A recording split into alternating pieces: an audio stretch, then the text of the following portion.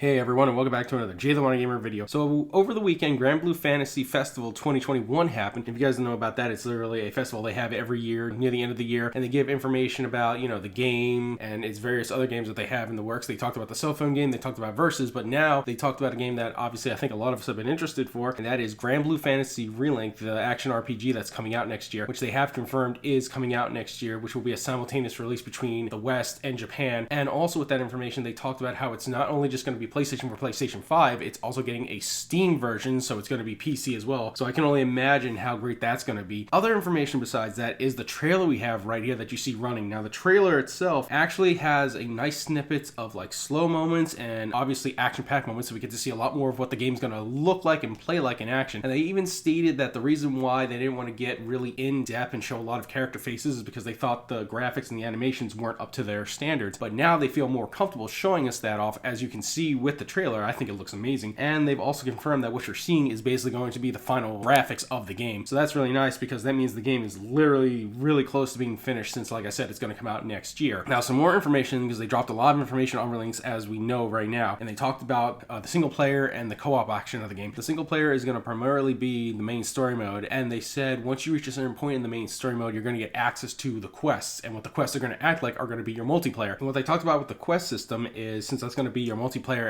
you can play online with your friends with up to 4 people, or if you don't want to do that, you can play by yourself with 3 computer AI companions helping you. So I think that's a nice way if you don't have friends to play the game and you still want to get active in the quests. So I think that's kind of a nice middle ground, so you can still have access to content that it won't be blocked off to you. And not only were we given information about how this quest system is going to work, we were also showed, of course, brand new playable characters, and we were shown how many playable characters we have at this point. So on the screen right now, you can probably see my somewhat badly image of me putting all the characters we know so far up into there. And of course, you're going to see the main characters, Graham and DJ. I count them as one because they basically are the same characters, they're just gender swapped. Then you have Catalina, Rakum, Eot, Eugen, Rosetta, which is of course the main crew. Then next to them you're going to have Lancelot, Percival, Vayne, and Siegfried, of course the 4 Dragon Knights. So in total we have 10 playable characters, but with the new reveals we were shown that both Charlotta, and I apologize if I butcher this guy's name immensely, I haven't heard it a lot in the game, Yodarhar is also going to be playable too, which is really nice because there are first characters that aren't kind of like the human characters, they're not like the standard height and everything. They're actually the smallest characters in the game, which is the Hobbin race. And honestly, I kind of figured at least Charlotta was going to make it in because she was revealed a long time ago when this game still had platinum tied to it. And honestly, I think she's probably one of the most popular, or at least most famous Hobbins in the entire game. And the developers also made sure to make it known that they are not going to be the last 2 characters. There are still more characters to be announced on the way. So we could see a very healthy roster. And if you guys are interested on who I would like to see in the game, shameless plug here, you can check out my video up here that I did a while ago about top 10 characters I would like to see playable in GranBlue Fantasy Relink. And honestly, I think I might want to do another one too, because there's just so many characters I'd love to see show up in this game. That is very promising that we are told that there are still more characters to be revealed. So I think we're going to have a pretty healthy roster considering how many popular characters there are in this franchise. And speaking of brand new characters, nice segue, right? We're going to be looking at a new NPC character that was revealed, and that is of course Roland. Now Roland is going to play a big part in the story that we know so far. He's a priest from a local church that you meet when the crew first lands in the game in the new Skydom. So I'm very curious to see how he's going to be throughout the game. And honestly, I like his design very much. I don't know what kind of sword he has on his hip. You can see there. I don't know if it's like a saber or a rapier, but I don't think he's going to be a brute force fighter if he actually ends up being like a secret boss or a secret playable character along the lines. I think he's more of a finesse character, but I pretty much like his design. And also speaking of new designs, you probably didn't see it or you might have seen it throughout the trailer, but actually the 2 main characters, Bran and Deja, actually get an outfit upgrade at some point through the game, and you can see it right now where they're wearing like a white outfit matching either blue or pink depending on who you pick, and they got that little scarf on the back, and I think it looks really cool. I kind of hope that they give an option for that to show up in the cell phone game because I think that's a really cool looking design for the main characters. And this is pretty much all the information that we got from the fest. The fact that this game is coming along so well, the fact that we actually have a release window of next year, and again, like I said at the beginning of the video, that they are trying to make this a simultaneous world release on not just PlayStation 4, PlayStation 5, but Steam. I think that says volumes about Cygames and how serious I think they are about getting into the console market space. But like I said, pretty much this game as of right now, I'll say it, I think is going to be my most anticipated game of 2022. Yeah, you know what? I just can't wait for any more information for you guys. Oh, and also they talked about how since the game is so far in development that they think at the next major milestone stream or event they'll have for the franchise, which is going to be the 8th anniversary stream, there's a high probability that they're probably going to release the actual release date for the game. here's hoping, crossing our fingers on that. And then, of course, if that does happen, I will obviously relay that information to you guys as fast as I can. But that's all I got for you guys in this video. I want to thank you very much for watching the video. Please let me know in the comments, how hyped are you for GranBlue Fantasy Relink? And also, you know, tell me what characters you would like to see make it into the game. Or also, would you be interested in seeing another top 10 character video? I think I might do it anyway, but I'm just curious to hear what you guys have to think about that. But anyway, guys, I want to thank you very much for watching the video. I want you all to have a great day. And remember, let's rock.